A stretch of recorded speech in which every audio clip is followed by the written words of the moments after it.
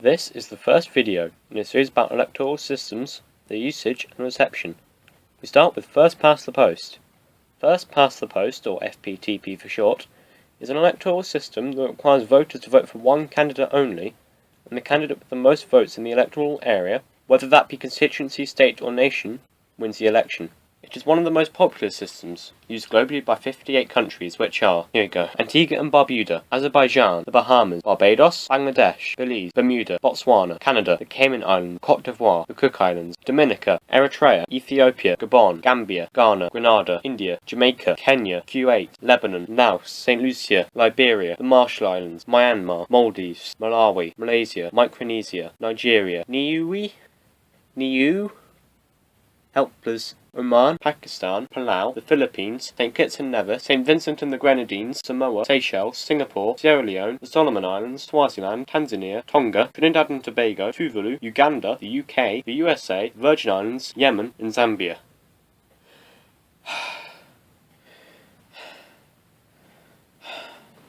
Here is an example of it in action. There are 6 parties on the ballot paper: blue, green, pink, purple, red and yellow. Blue got 24.3% of the vote, green 11.5%, pink 0.6%, purple 16.5%, red 38.4%, and yellow 8.7%. This means that red wins because it got the most votes. The fact that this is so simple to determine is the most likely reason that this is so widely used. Tony Blair defended it by saying, "Other systems give small parties a balance of power and influence disproportionate to their votes." Although, why should you trust Tony Blair? However, there are many arguments against First Past the Post. One of these is that many voters feel the need to employ tactical voting. This is when voters decide to vote for a party or candidate that they find less desirable than their ideal candidate for 2 reasons. 1. To ensure the most disliked candidate doesn't get in, and 2. To prevent wasted votes, where someone votes for a candidate and because their vote goes to a minor candidate, it doesn't affect the outcome. Another kind of wasted vote is when a candidate gets more than the required amount of votes to win. Excess votes, meaning that the electorate has not had their voice heard correctly, as they want more representation for that party or that candidate. Another issue often raised with FPTP is that it can often lead to a two-party system, as voters constantly have to vote to ensure they don't end up with their most unwanted candidate. Also, because FPTP permits many wasted votes, an election under FPTP is easily gerrymandered. Through gerrymandering, constituencies are deliberately designed to unfairly increase the number of seats won by one party at the expense of another.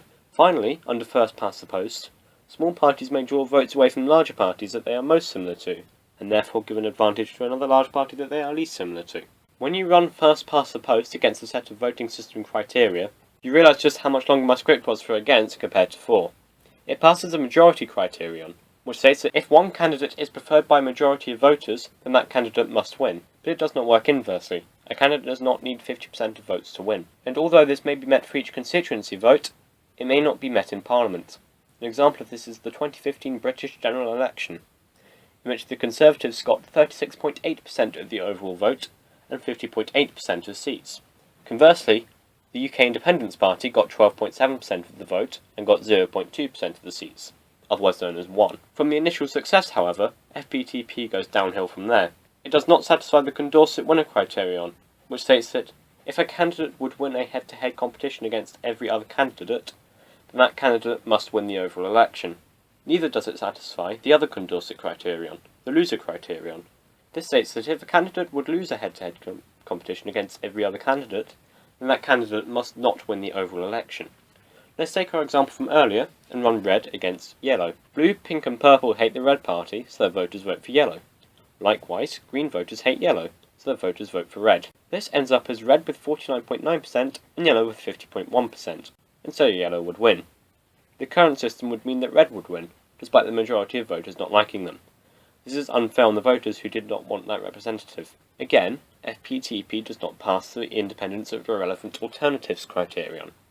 This states that the election outcome remains the same even if a candidate who cannot win decides to run.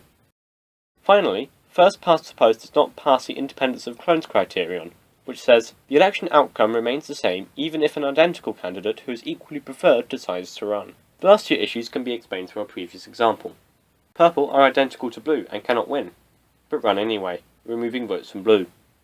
If purple hadn't have run, then Blue would have got another 16.5% of the vote from Purple, moving their share up to 40.8%, beating Red. Many nations are realising the flaws of FPTP and are changing their systems over to ones that satisfy most of the criteria.